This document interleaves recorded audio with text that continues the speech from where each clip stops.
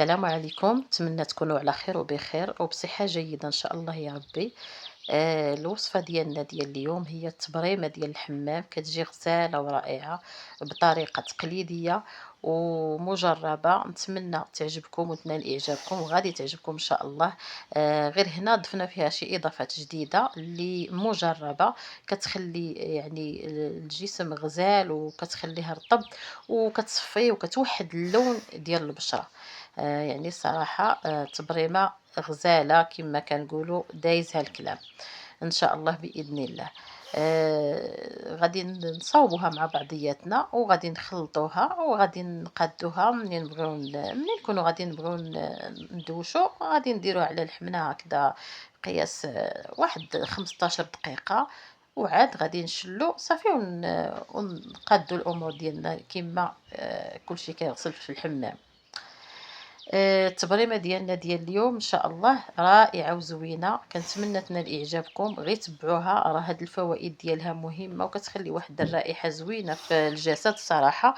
هي استعمالها كتستعمليها غير مرة في الأسبوع، ماشي كتستعمليها يعني كل نهار كل نهار، مرة في الأسبوع صافي فقط. هذا على حسب الناس اللي ما كيستعملوهاش. هنا عندي الروز، الصراحة الروز غني عن التعريف. الروز يعني كيصفي البشرة وكيعطيها واحد النضارة واحد اللمعة رائعة وزوينة. يعني الروز زوين لا بالنسبة للبشرة ديال الوجه لا بالنسبة للجسد، يعني راها رائعة. يعني ضفناه في التخليطة. هنا عندنا السدر حتى هو كذلك غني عن التعريف. ان شاء الله باذن الله غادي نصاوب معكم واحد النهار ان شاء الله في شي فيديو وصفه ديال الصابونه بالسدر ان شاء الله باذن الله. يعني كاين العشاب اللي كيبيع هاد المواد هذه موجوده ومقاده، ولكن العشاب اللي تيكون مروج كما كنقولوا. هنا عندنا الخزامه كذلك هي كتعطي واحد الرائحه زوينه وصراحه عندها حتى هي دور مهم في التبريمه هذه، يعني زوينه صراحه. هنا عندنا القرنفل الصراحه كيعطيك واحد الرشاقه في الجسم، والله العظيم غزال.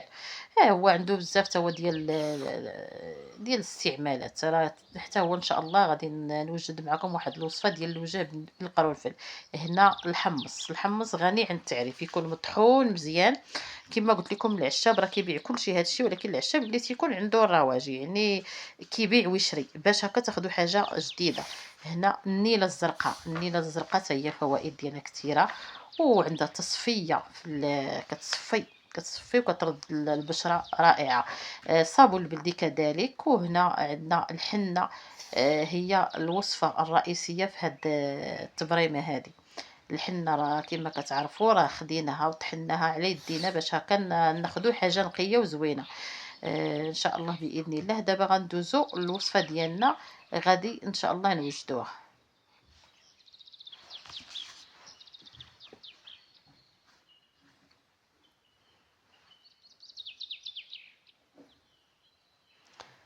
انا خديت هنا واحد الطبيسيل اللي باش نقاد فيه المسائل ديال هاد التبريمه هذه عفوا.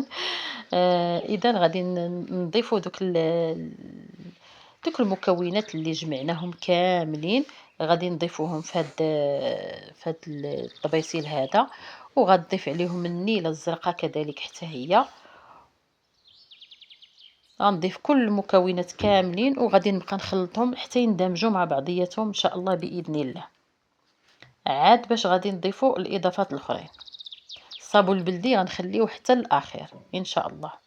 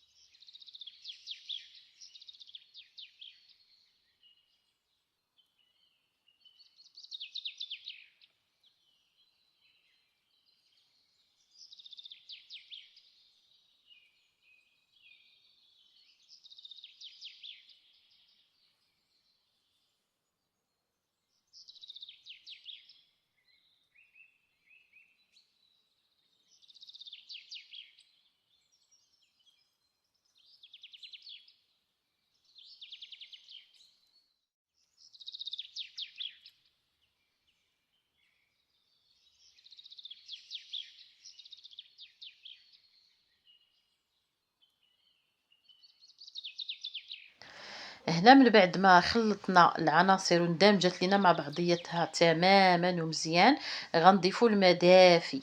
الماء دافي اللي غنضيفو فيه واحد المعلقه د الحامض معصره، معلقه د الحامض كبيره، وغنخلطوها مع الماء، وغنبقاو نخلطوا هاد التبريمه ديالنا بالماء دافي يكون، ونبقاو نخلطوا على هاد الشكل حتى تندمج ليا العناصر كلها مع بعضياتها. وانتم غتشوفوا القوام اللي غادي نحصل عليه.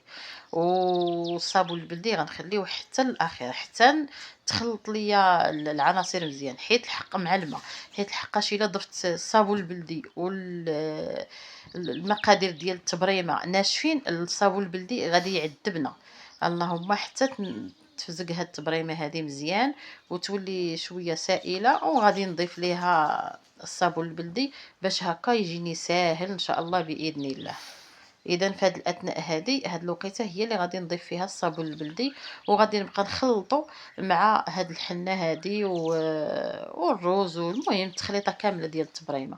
راه صراحه راه كتجي رائعه وكتجي زوينه، نتمنى تجربوها وديروا فيها هاد المكونات هادو اللي حطيت انا في لا فيديو هذا. راه الصراحه غتلقاو عليها نتيجه.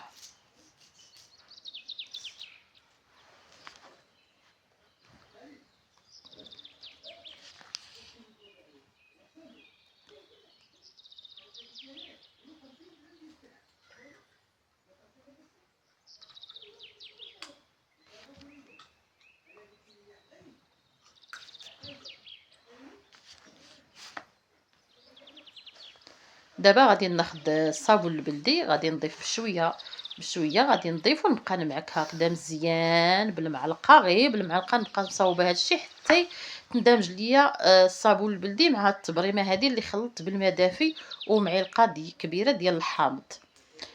وان شاء الله راه الوصفه راه كتجي رائعه وكتجي زوينه، وغادي تجربوها وغادي ان شاء الله غتنال اعجابكم. ولكن تبعوها يعني كل اسبوع تبقاو ديروها مره في الاسبوع فقط. غادي نخلط الصابون البلدي بهذه الطريقه. نتوما لاحظتوا الصابون البلدي كيجي ساهل مع هاد التبريمه فازقه، اما الا درناها ناشفه بودره غادي تعذبنا. الصابون البلدي ما غاديش يبغي يتقاد لينا. اذا غادي نخلطوا ونشوفوا، نتلاقاو نشوفوا النتيجه ديالو كيفاش رجع لينا.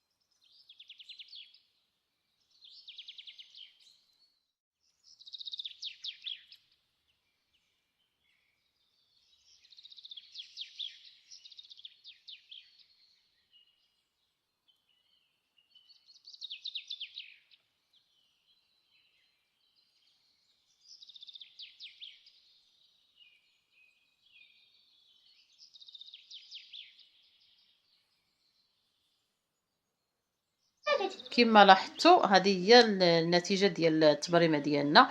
الصابون البلدي اندمج لينا مع العناصر، تخلطات كامله.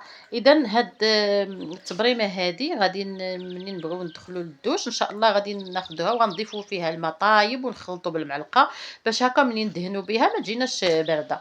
صافي غادي ندهنوها ونبقاو بها 15 دقيقه صافي، ونشلو من بعد ونكملوا الغسيل ديالنا. خليتكم على خير، الى اللقاء.